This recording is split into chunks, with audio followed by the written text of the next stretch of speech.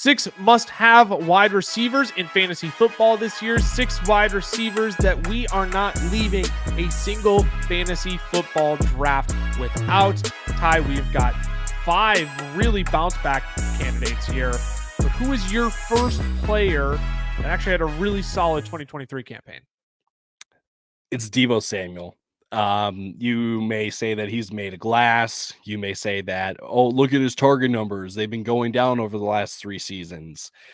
The fact is, everything is going to change once Brandon Ayuk is traded in this offense. And it felt like Deebo was kind of, steadily kind of gaining value just because it felt like a lot of the receivers in the second round, just you never really felt great about really any of them and wherever they were going. But with Deebo, you know that you were getting some serious week to week upside with his rushing production and still getting a sizable receiving workload as well. But now with all the Brandon Ayuk news, again, people are starting to kind of push him into the top 12. Like I know on Underdog, he's currently the wide receiver 11. I recently went through my NFC West teams again and restatted them out just with training camp updates and all that kind of stuff. And I've got Deebo as my wide receiver 12 now. And I'm getting to a point where I'm like, Deebo might be the best, or at least I feel the most confident of, when taking Deebo Samuel in the second round. Again, this is really, this all has come around just with the Brandon Ayuk news of him, what sounds like with him being dealt. It's not a matter of if, it's a matter of when at this point, just according to all the insiders and stuff. And you take a look, it's a very small sample size, but in games without Brandon Ayuk, Deebo Samuel has put up 24.3 and 25.1. So with less competition in this offense, yeah, targets will trickle down to Christian McCaffrey and George Kittle, but Deebo figures to get some as well. You know that the rushing production will stay there. And I will say this too. They're the running backs over in San Francisco, they may be picking up very minor, very, non-serious injuries, but Christian McCaffrey with a calf strain, Elijah Mitchell has picked up an injury too. I believe was it Jordan Mason that also picked up a little bit of a knock too. Like They're nicked up all over. Something's in the water right, there all the time. Something is. So let's just say that like these running backs continue to just, get banged up and they're not playing at 100%. They may be playing at 90%, but still, why wouldn't Deebo's name be called upon even more in that scenario just to kind of take a little bit off of those guys too? So again, like you can look at the last 3 years and say like, targets have been going down. You're really only drafting him for the rushing production. Everything's kind of changed now when Brandon Ayuk leaves this team. So Deebo Samuel, one of my favorite targets and drafts at this point. I wish I had gotten him when his ADP was a little bit lower. But I don't think it's too late even now. Maybe we look back 2 weeks from now and be like, yeah, wide receiver 9 is a little steep for Deebo Samuel, but I think right now you can still cash in on where his ADP is. I would just like to remind the people that in 2021, when Brandon Ayuk was indeed in the doghouse, when Deebo Samuel was the wide receiver 3 overall in PPR formats, he did that on only 121 targets and 77 receptions. Again, albeit that was at 18.2 yards per reception, similar to Brandon Ayuk last year, and only on 6 touchdowns as well. That also came with 59 rush attempts and 8 rushing touchdowns as well. So I am not sitting here and telling you that without Brandon Ayuk, Deebo Samuel is going to be a top 3 fantasy wide receiver. But long gone are the days where I could get Deebo Samuel as the wide receiver 16 in best ball formats. I was drafting a crap ton of him. I saw his ADP start to rise, and with the Brandon Ayuk news now coming out that he's likely to be traded, I'm like, I got to get in on this before his ADP shoots up. You're right, to the wide receiver 11. I just got off a stream recording this Wednesday evening. I just got off a stream, an hour and a half ago, where Deebo went in the first round. And I used to be able to get him tail end of the second round. So long gone are the days where you're going to get Deebo at a value. But in your home leagues where ADP is going to be slow to adjust, if you are doing a draft sooner rather than later, if you are drafting early August rather than late August, you might be able to still get some value on Deebo Samuel if your league mates aren't fully paying attention to what's happening at 49ers camp. I also think there's something to be said about the other weapons in this offense and how Ayuk's targets are going to get redistributed. But again, you look at 121 targets that Deebo saw in 2021. I mean, how far is that off from his 2023 number? I mean, he saw 90 last year's out of a Brandon Ayuk's 115 targets last year, 105 targets last year. I mean, you're really only distributing maybe 20 of those to Deebo. 20% goes to Deebo. You can distribute the rest to Pearsall. You can distribute the rest to McCaffrey, to Kittle, but I mean, Deebo is obviously going to be the biggest beneficiary, the biggest benefactor of that, um, because he now becomes a wide receiver one in that offense. It's very clear. You want good players in good offenses. We don't need to overcomplicate fantasy football. We really don't, Ty. Let's for some people that's yep. for some people that is a we want to get too cute with things. This is one of those things that you don't get cute with because it's one of the best offenses, one of the best playmakers.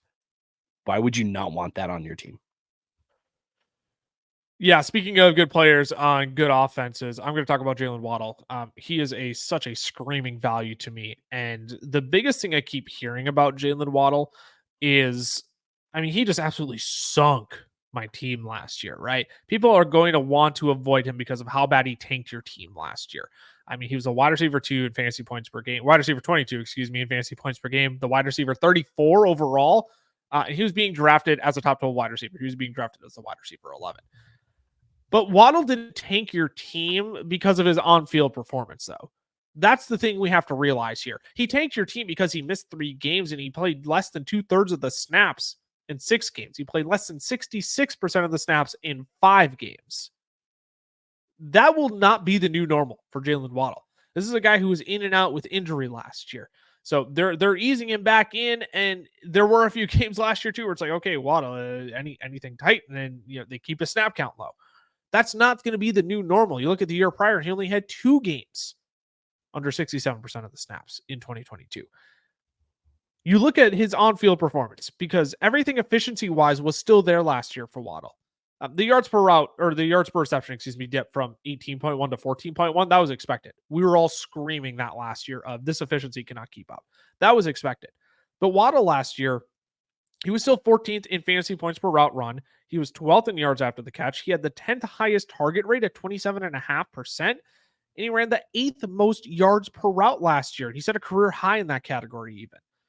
So I would be willing to bet this year that we see his yards per reception increase because Waddle's going to be at full health. And this Mike McDaniel offense will still be one of the most efficient units in the league. He's going to have more than 4 touchdowns fall his way as well. I currently have him satted out for 7.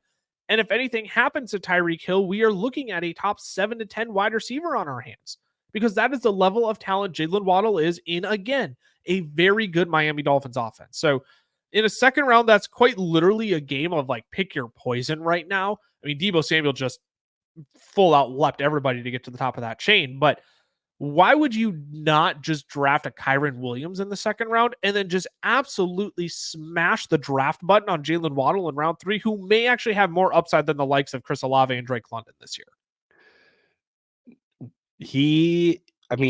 There's the contingency upside argument to a Jaylen Waddle that if, let's say, things, unfortunately happen to Tyreek Hill, Jaylen Waddle steps into one of the most lucrative roles in all of football. I think, again, you mentioned right at the top, people are going to say that Waddle burned them last year. Sure.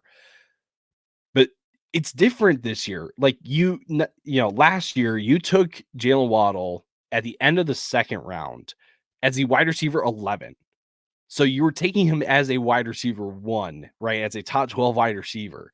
This year, it is a full round after that at the end of the third round as a low end, middle of the pack wide receiver 2, which is where he finished last year, even playing banged up and missing action and stuff too. We need to kind of get over. Because I don't want to say that every player that had a bad, 2023 is set up to bounce back in Right. 2024.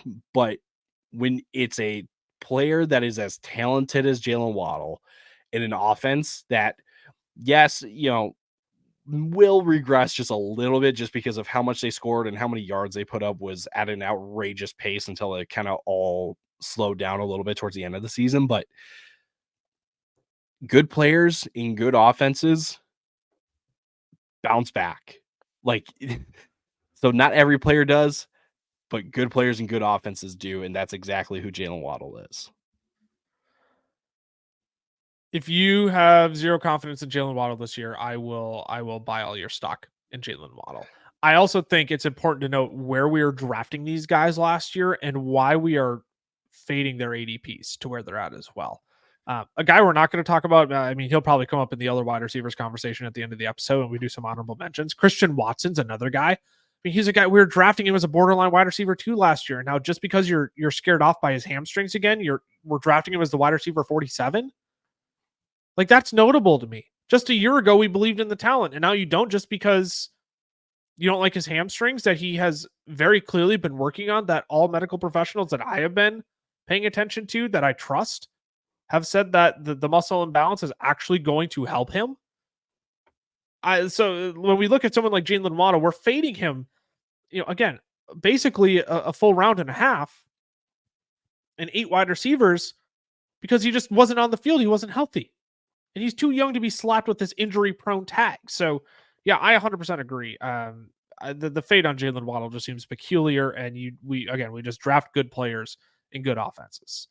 Now, before we get to your next guy, though, Ty, I got to remind the people, you can listen to our podcast in a multitude of ways. The number one way, the most entertaining way, is over on YouTube. We got all 22 footage over there. We've got Ty and I actually on the screen talking and communicating with you. You're going to get close-ups on our faces. You're going to get split screens. I mean, if you really don't want to see our faces, the second option then is you can listen to our podcast feed, Apple Podcasts, Google Podcasts, wherever you get your podcasts from. You can find us in your podcast feeds. Fantasy Football Fellas over there. Again, youtube.com/@thefantasyfootballfellas or wherever you get your podcast from. Listen to the podcast in those two ways. Ty, your second player.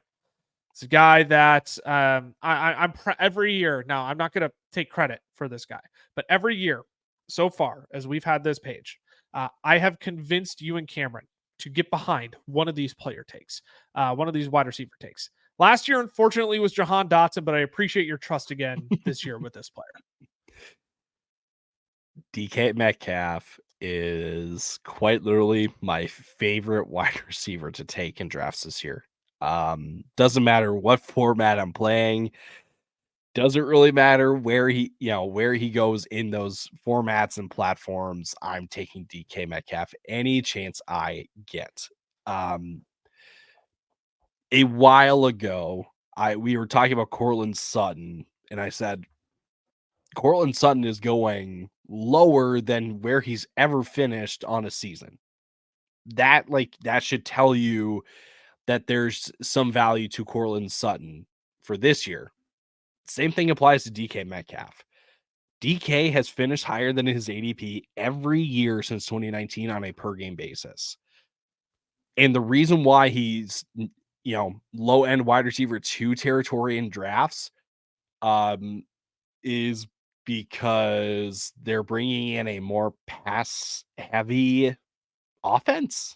Like, I'm very curious what the anti DK take is for the year, because there's a reason why he's going lower than where he has finished in years past.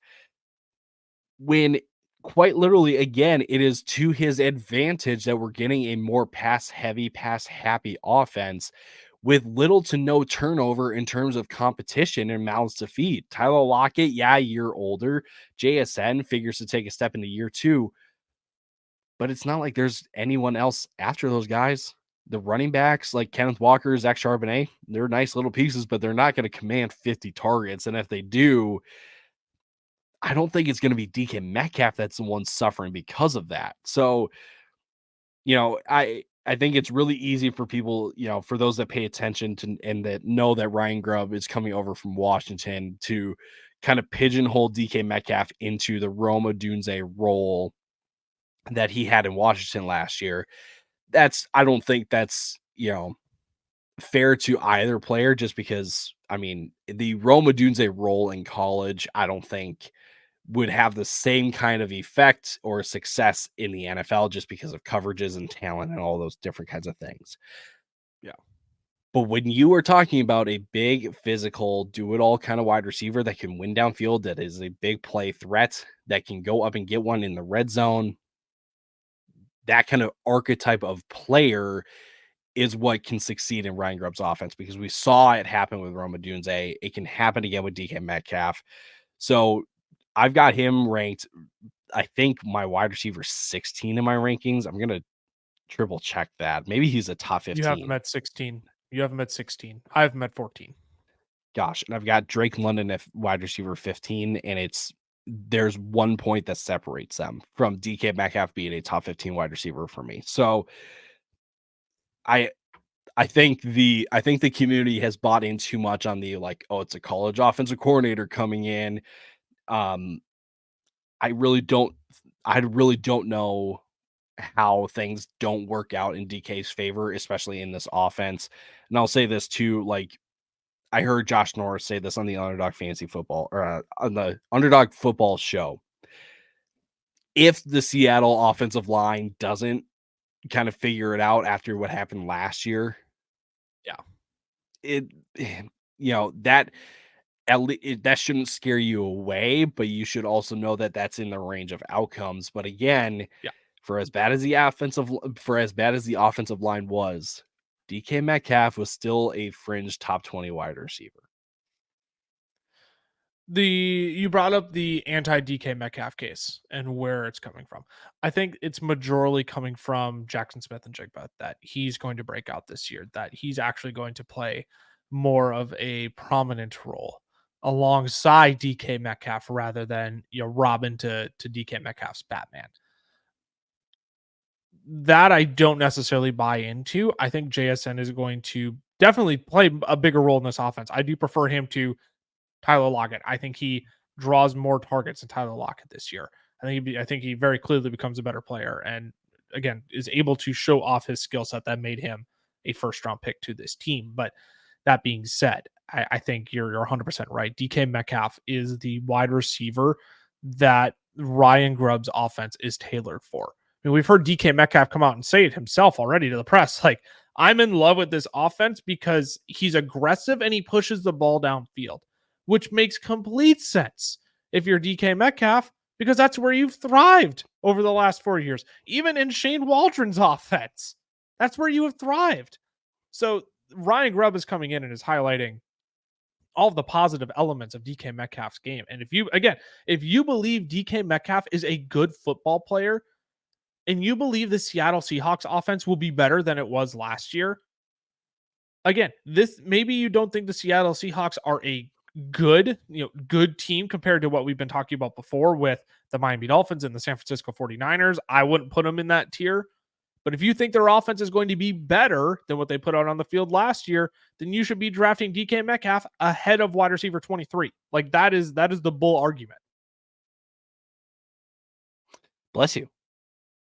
Thank you. I muted myself to sneeze, and I actually got to it in time. So, like, that was a very awkward pause. Please say something, but we can acknowledge my sneeze and move on. Actually, before we move on, I can't believe people actually are like considering not drafting this player after the second half of his season. I'm very baffled. I think people are going to tell me to close the yearbook, but before I tell the people who it is, why don't we go ahead and take a quick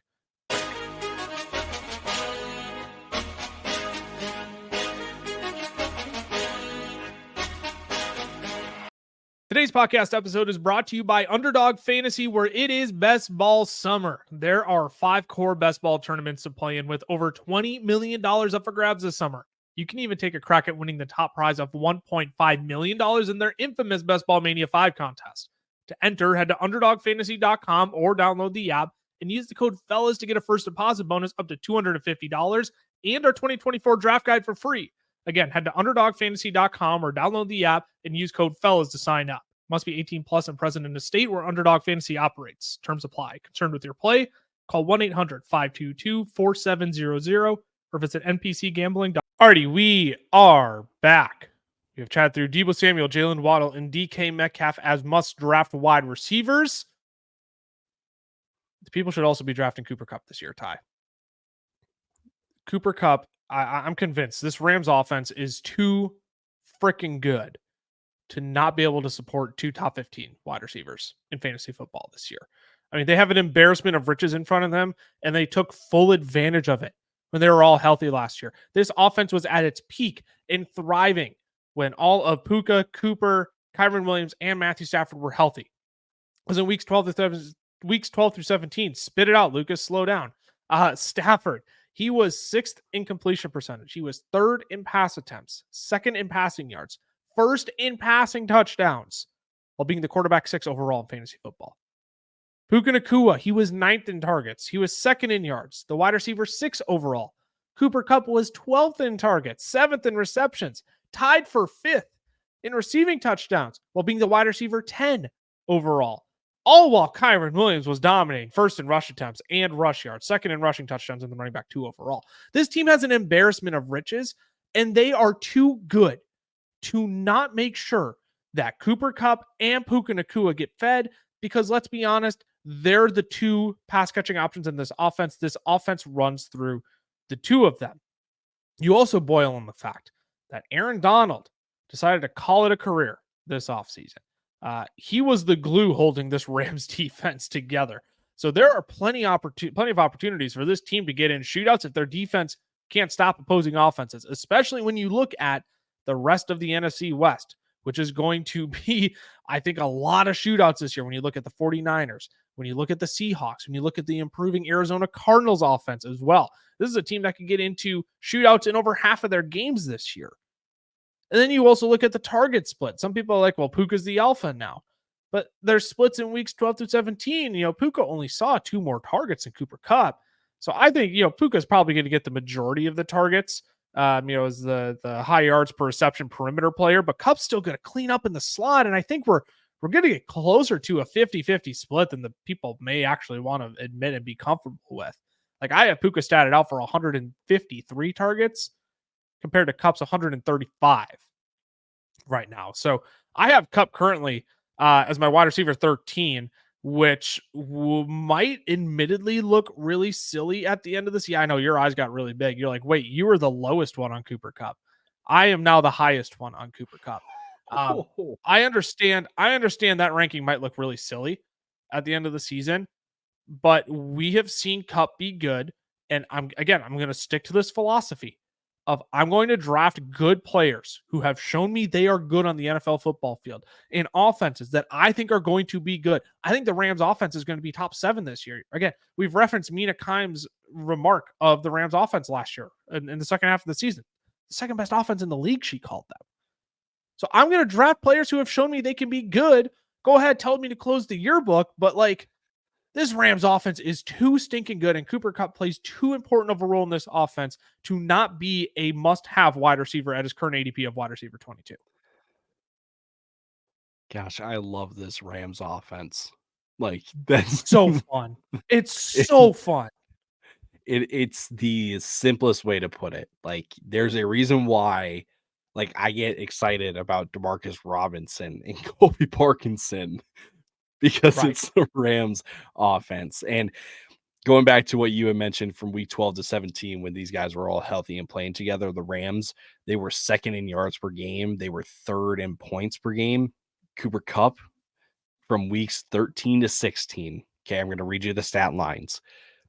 Week 13, 6 for 8 for 39 yards, but a touchdown. Week 14, 8 for 10 for 115 and a touchdown. Week 15, 8 for 8, 111 and a touchdown. Week 16, 6 for 12 and 52 yards. So the yards weren't great unless he got 8 receptions, but he scored in 3 of them. So over that stretch, he was the wide receiver 6. He averaged 19.5 fantasy points per game. Meanwhile, Puka Nacua in that stretch, the wide receiver 4, averaging 20 fantasy points per game. Maybe not as much volume, but it clicked. It clicked between both of these guys. And then you read all the reports from training camp that this offense is actually going to be going through Cooper Kupp still, that Puka, yes, for as great as he was, maybe I think the better way to say it is whatever you saw, whatever people would call the alpha value in Puka, may be more realized in the contingent upside than it is the actual like standalone alpha value. But that being said, Puka's gonna feast. Like you said, outside boundary Yeah. guy that's going to be downfield more often than Cooper Kupp. These players are going to feast in this Rams offense. There's a reason why Kyron Williams was one of my must draft running backs. Cooper Kupp, Puka Nacua. Yes, like you may argue that like the first round price tag is a little steep, because what if he's the number 2 guy? Whatever. I just want a piece of the Rams offense. That's what it comes down Yeah. to. Yeah, it's 100% it. There's 3 offenses I absolutely want pieces of in my fantasy football drafts this year that I won't leave a single draft without. I want pieces of the 49ers offense. I want a Deebo Samuel. I'm willing to get back in on George Kittle with the Brandon Ayuk rumors. I want a piece of the Miami Dolphins offense, and I want a piece of the Rams offense. Those are the 3 I'm not leaving a single draft without, because there's too many good players in these offenses that can elevate your team to fantasy championship status. And I think Cooper Kupp, like Hayden Winks, he went through his projections over on Underdog Fantasy for quite literally all all 32 teams in the league. It's over 240 player projections. Cooper Kupp. Did you listen through that? Did you see where he had Cooper Kupp ranked? No. Wide receiver 10. So he's higher than me on Cooper Kupp. Man. So I'm like, he got me a little bit hot and bothered, and got me going back and reevaluating my rankings with that. So yeah, no, I Cooper Kupp has been the biggest riser in my rankings over the last week, because I really do believe this is going to be closer to a 50-50 split than we realize, and I think the touchdowns are going to fall that way too. I have them statted out for 8 apiece. Let's move on to a guy who, not as prominent of a name tag. We're going to go down the board a little bit for these last 2. We could sit here and talk to you about 3rd and 4th round must draft wide receivers all day, but we want to give some more actionable advice for later in your drafts as well. And this guy, you actually got to go pretty far down the board for, but admittedly, I really like this player. This kind of feels like a blast from the past a little bit, because when we first started doing this podcast, I may or may not have overly sung the praises of Curtis Samuel. It's true. I mean, he was coming off a really good season in 2020. It's just a shame that he got injured in 2021. But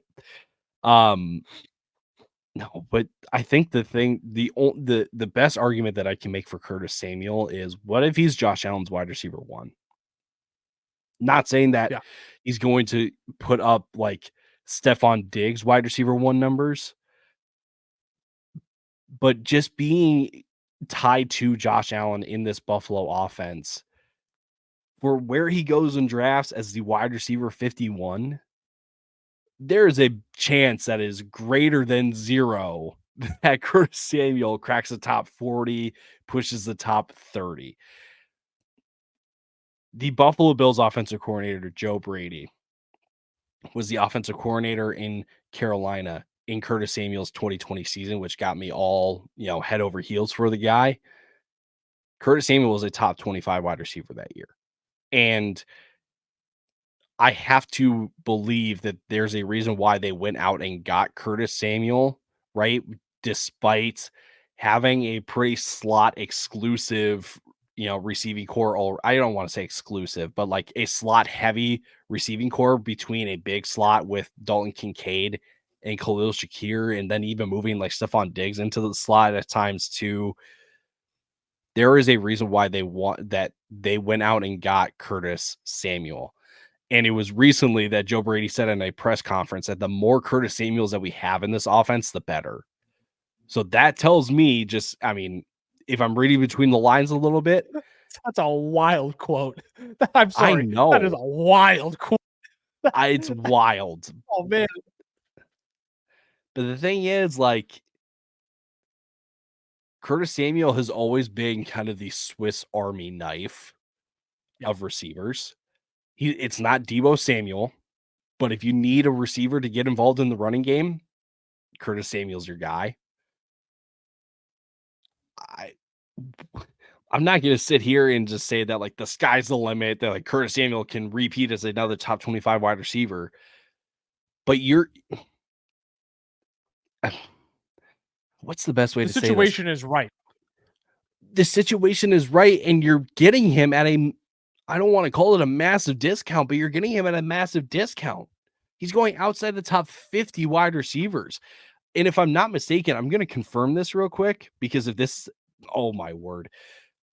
Can you name the wide receiver that is going 3 spots in term, 3 wide receiver spots ahead of him in drafts right now? 3 wide receiver spot. It wouldn't be Christian Watson because he's a wide receiver 47. It's That the would have guy been my first right guess. after him.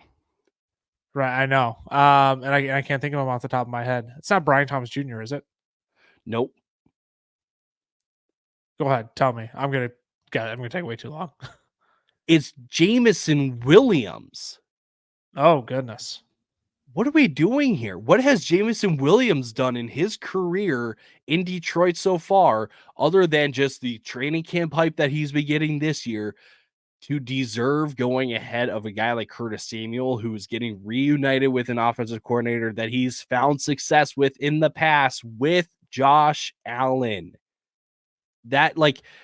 That's maybe the simplest way to put it. When it gets into the later rounds, you're looking to build out some depth, right? You're looking for your wide receiver 4, your wide receiver 5.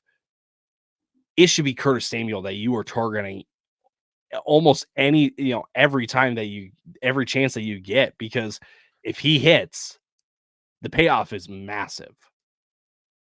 Yeah, it's the part of being attached to Josh Allen is what's mind blowing about all of this, because his wide receiver 51 price tag is far too low.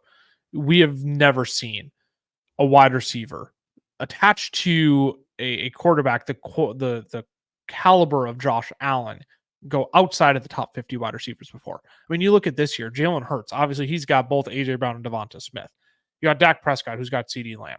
Lamar Jackson, Zay Flowers is going, in the mid 20s of wide receivers. Jordan Love has got 2 wide receivers going ahead of Curtis Samuel, and Dontavian Wicks ain't too far behind Curtis Samuel. You got Patrick Mahomes, who's got Hollywood Brown, Xavier Worthy, who's going ahead of Curtis Samuel, and Rashee Rice. CJ Stroud, he's got all 3 of his wide receivers going ahead of Curtis Samuel. Who else could we? Matthew Stafford, he's got Puka and Cooper Kupp. If you really want to throw Aaron Rodgers into this conversation, you got Garrett Wilson. Joe Burrow has both Jamar Chase, T. Higgins going ahead of him. Like, you could rattle me off the top 10 consensus quarterbacks in the NFL. That does also include Josh Allen, obviously, and all their wide receivers, except for maybe Justin Herbert, go with inside the top 40 for sure. But nobody outside of the top 50. And when you look at, again, Curtis Samuel being the Swiss Army knife is so important too, because not only is he going to get the short yardage, yak receiving work, right? There's plenty of opportunities for him to get cute in the run game as well, right? To play, I don't want to call it a Deebo Samuel light role because it's not going to be that extreme, but they're going to work in some end arounds for Curtis Samuel. They're going to give him a few carries out of the backfield. They're going to get creative with him, and Joe Brady knows how to do that. We've seen it already. So, yeah, the fact that you can get Josh Allen's wide receiver 1 outside of the top 50 wide receivers, that is someone where, like, if that's the last pick, second to last pick in your draft, like, please go make that pick, because that is an absolute no-brainer. The third to last pick in your draft, if your draft is 12 rounds, Curtis Samuel's going what? The late 10th round right now, if I'm not mistaken. That's an insane value on Josh Allen's wide receiver 1. Again, we can say that it's Dalton Kincaid, but from a wide receiver position, someone in this wide receiver room has to catch the football. And very clearly, based on coach speak, based on the priors that we have, that we see, it's very clearly Curtis Samuel. I'm going to talk about one last guy who will finally be working out of the slot again this year, similar to Curtis Samuel. Let's talk some Chris Godwin here. because I am becoming convicted that Chris Godwin is a player I really don't want to leave many of my fantasy drafts without.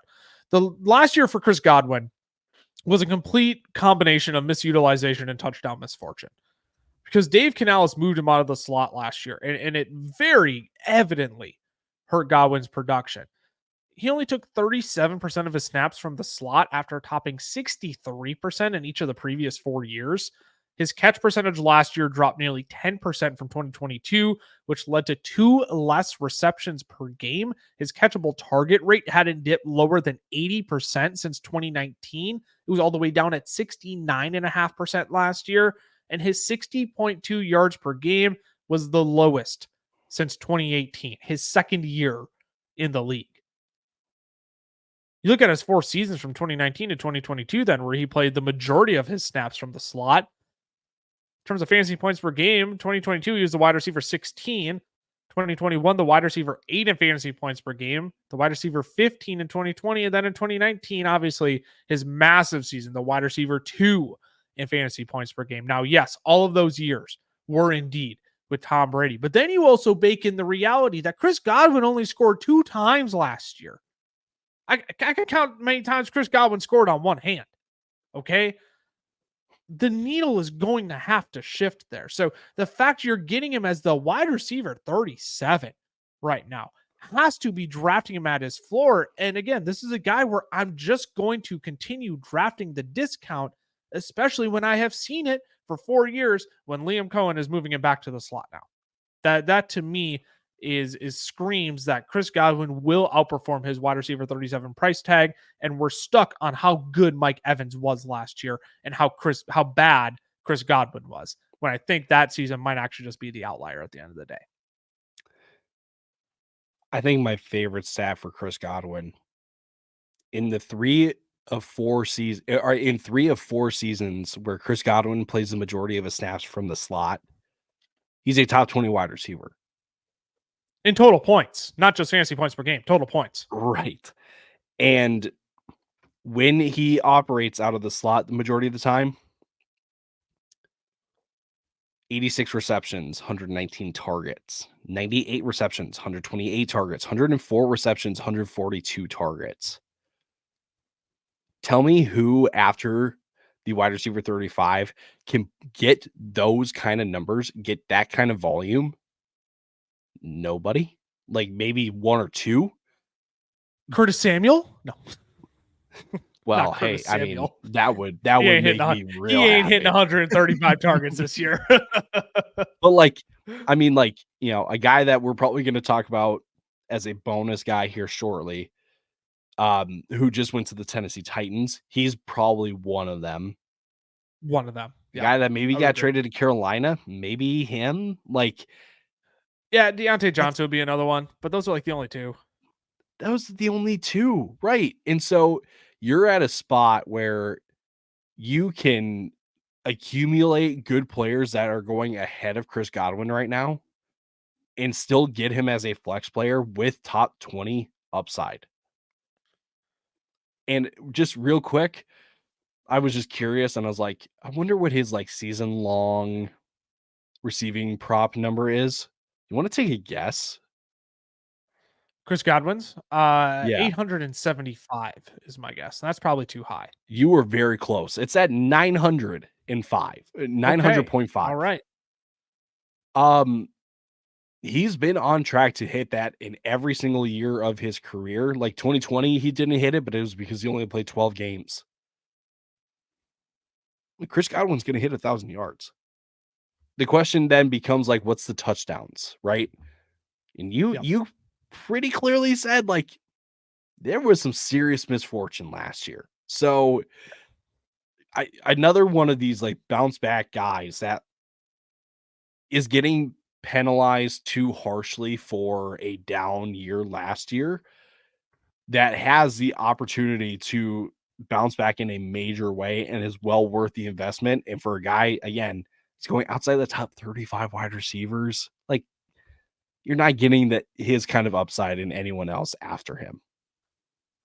Yeah, I mean, you look at I'm trying to pull up the wide receiver ADP here. I mean, Jordan Addison's going ahead of him still. Rome Odunze is going ahead of him.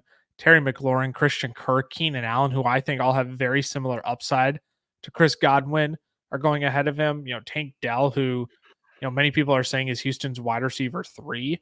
Yeah, I think Tank Dell's a fine value there, but again, these are Zay Flowers is the wide receiver 25. Do you think Zay Flowers and Chris Godwin have similar upside this year?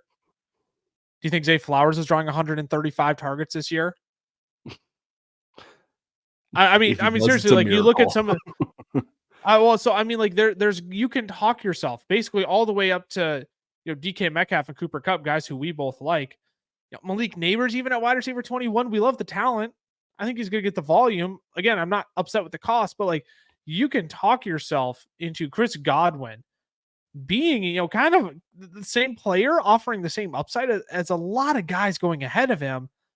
It's just a matter of a lot of people are going to prefer the quarterback play of Lamar Jackson, the quarterback play of CJ Stroud, the quarterback play of Caleb Williams, or Trevor Lawrence versus Baker Mayfield, throwing him the football without Dave Canales and seeing if lightning can strike twice in Tampa Bay, which I'm not ready to just say Dave Canales is the quarterback whisperer and use Geno Smith as, again, quite literally our only example for what Baker Mayfield could be this year. I'm not quite ready to do that, especially for a guy who, again, is going to be operating out of the safety slot for Baker Mayfield.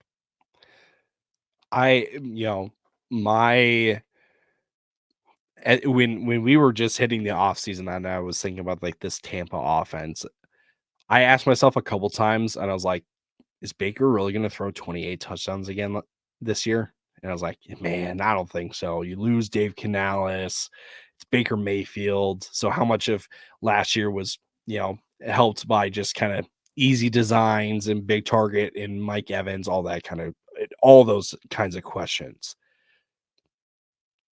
And I was thinking about it and I was like, if it doesn't come from Baker's arm or in the passing game, where's it coming from? Because this team didn't really trust Rachaad White, didn't really trust any of the guys behind him. Yes, they went out and drafted Bucky Irving, but are they all of a sudden just going to start trusting Rachaad White and Bucky Irving to capitalize on opportunities? They had plenty of opportunities last year, and they chose to go to Mike Evans. So it's not. I'm not saying that Baker Mayfield's going to hit 28 touchdowns again this year. But we should know that the touchdowns are going to come from the passing game. Before we wrap it up here, let's talk a few other wide receivers as well who didn't quite make the cut, but other guys that we really enjoy drafting right now and are leaving quite a few of our drafts with. Calvin Ridley is the first name that comes to mind, I think, for all three of us. I have recently loved drafting Calvin Ridley in the 7th round and underdog drafts in the 6th round because you have DeAndre Hopkins, who's missing time right now with a knee injury. 4 to 6 weeks. We're about a week and a half-ish through that. The worry for me about DeAndre Hopkins is that he is correct me if I'm wrong, wrong side of 30. Fact check me on that. Is he wrong side of 30? I'm about 95% sure that he is. Anyways, he's 32. A guy. Yeah. Yep. I thought he was 30 on the nose for whatever reason, and then I started questioning myself. DeAndre Hopkins, you deal with a 4 to 6 week knee injury right before the start of the season. You are missing valuable reps in a Brian Callahan offense that is trying to work in Will Levis this year. And frankly, at 32 years old, those knee injuries got to hit different. And so that leaves a lot of room and a lot of opportunity for Calvin Ridley. So it's not that DeAndre Hopkins can't be back for week 1 and on the field. It's that I question DeAndre Hopkins' effectiveness after a 4 to 6 week knee injury at 32 years old and how that might actually impact his health the rest of the season too, which makes Calvin Ridley, again, a very, very fine value. Going in the 7th round as the wide receiver 35, 34, he's going off the board right now. Later than that, the wide receiver 39, he's going after Chris Godwin. Yeah, he easily is a must draft. Yeah. So Brian Callahan, the new head coach of the Titans, is coming over from Cincinnati, where he just had Jamar Chase and T. Higgins and Tyler Boyd. Now he's got Calvin Ridley, DeAndre Hopkins, and Tyler Boyd. Between Calvin Ridley and DeAndre Hopkins, who fits the T. Higgins role more? The guy that's the X wide receiver that just stays on the outside, on the perimeter, on the boundary. That's DeAndre Hopkins, right? Yeah, and who also misses time with knee injuries and lower body. That was a bad cheap shot at T. Higgins. That was sorry. so unnecessary, man. Jackson, cut that part. Cut that part, Jackson. Oh man, like I was like this close from talking about T. Higgins today, but I decided not to. No, Calvin Ridley is going to be the guy that is going to be moved around in this offense. That is the route runner, the technician. I would say that if Will Levis is in need of just quick and easy throws to get into a rhythm, because we know that he can get wildly inaccurate, that's going to be Calvin Ridley. So yeah, again, when we're looking at guys going around him in drafts, I just no one's got a Calvin Ridley upside or outlook. Maybe actually, I just thought of this. You remember when we were talking about Marquise Brown last year? Yep. As this wide receiver 36. Unfortunately, injuries kind of got in the way, but it's a very similar argument, I feel like, for both. Last year we were talking about Hollywood Brown as a guy that, like, we've seen him do it before. Once Kyler comes back, like, things are going to be good. Yes, Kevin Ridley doesn't have a Kyler Murray. He's got Will Levis, but at least he's got an offensive system that we've seen before have success, right, with Ryan Callahan in Cincinnati. So like all three of us are way in on Calvin Ridley based on where he's going. Again, like, what is a wide receiver 39 in your home leagues and stuff? Like, come on now.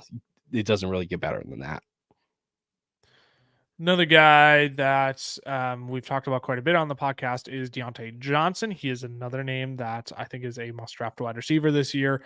You just talk about a crap ton of volume, and again, very similar to kind of the Curtis Samuel case as well. He's like a blend of Curtis Samuel and Chris Godwin, right? He has the coach speak there, and he has the opportunity to draw 135, 140, 150 targets this year. Even like, I don't think 150 targets is out of the range of possibility for Deontay Johnson this year, especially when Dave Canales is saying, the focal point of the passing game, where's Deontay Johnson on the field? That's the passing attack for us. Which, again, going as the wide receiver 43 in drafts right now for a guy who can draw 150 targets, that just seems like a little bit of it feels right. Little Christian Kirky from 2022. Yeah. Oh, yep. Yeah. Yep. Love it. Oh, that was a really good one. Good pull. When do we have like a celebration button on here that I can play? Oh, we don't. We don't. I'll really play need this. it, I'll play this, brother.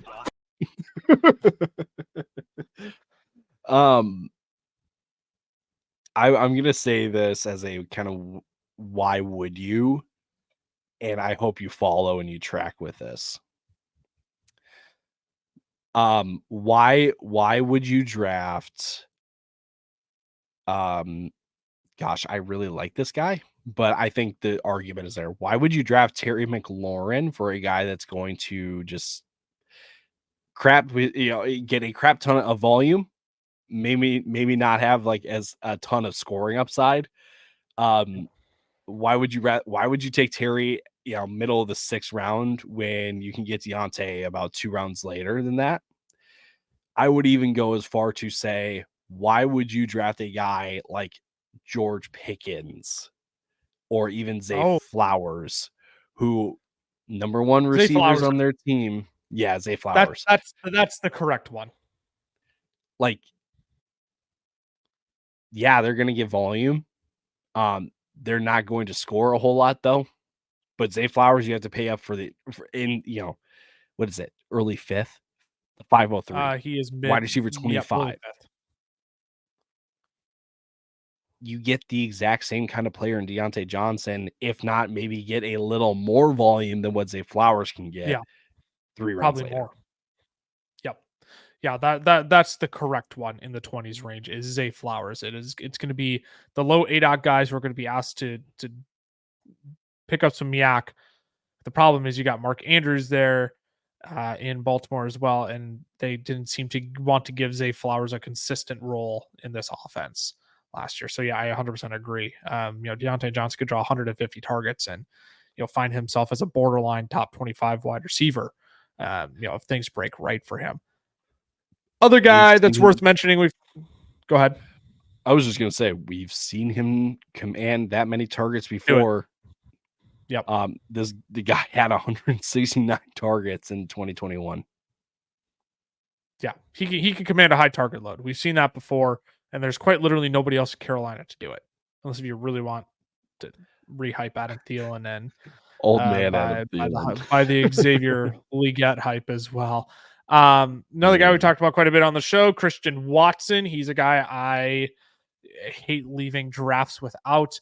Again, I brought this up with Jaylen Waddle. He's a guy where we were drafting him as the wide receiver 26 last year because we believed in the upside. We believed in the talent. We saw what he could do with Aaron Rodgers. And basically the bet was if Jordan Love is good, so will Christian Watson. And frankly, when Christian Watson was on the field last year, he was still pretty good. He was leading the team in target share, air yard share, yards per route run, and first downs per route run. And correct me if I'm wrong, Ty, first read share as well. He led the team in. Mm-hmm. So that is a true number one right there. It's not Jayden Reed. I like Jayden Reed, the player, but he's not the number one. Christian Watson, to me, based on his physical profile, based on what we knew him out of college to be, he has the best chance to absolutely smash wide receiver 47 this year and finish around where his ADP was last year of the wide receiver 26. Again, this is a great post-hype sleeper that I think a lot of people are worried about the whole hamstrings. They're like, oh, there's a lot of bread to go around in this offense. I kind of don't think it matters. Again, draft players that we believe to be, we drafted him believing he's a good player last year. So what changed? You don't like the fact that he's trying to figure out his hamstrings? So you're just going to draft him 21 wide receivers later? This is a good Green Bay Packers offense. And if you believed Christian Watson to be good last year, you draft good players on good offenses. Again, we're going to stick to our equation there. Any final name that you want to bring up? Those are the three I wanted to make sure we touched on for sure. I'll just give one last note for Christian Watson. Don't wait for Dontavian Wicks. Just take Christian Watson. The scared money don't make money. Scared money don't make money. Amen, brother. Amen. Scared money, put it on a t-shirt. Put it on a t-shirt. I got to start incorporating that quote back into our shows again. Scare money don't make money. Don't draft. That's our next piece of merch. That's how you lose. Yeah, right. Well, we haven't even released the merch yet. Look, if you want a fellas hat, we're trying to get them out for you all. So many of you all have said in the comments, where can I get a fellas hat? Look, we're trying. If we're being perfectly honest, they were not a wholesale item. So we are trying to figure out how we can get them to be a wholesale item and make sure they get out to you all. So we are working on that. We're going to put a bow on the must draft wide receivers here, Ty. If you want to follow us on Twitter, FFL is on Twitter. The FFL is on Instagram. Fantasy Football Fellas on Facebook and TikTok. I am at Lucas Wencl on Twitter. Tyler_Plath. Ty will be back with another mock draft episode to start next week. Cam and Ty will be live on Monday. Make sure you subscribe, turn on those notifications. We'll see y'all early next week. Deuces. Deuces.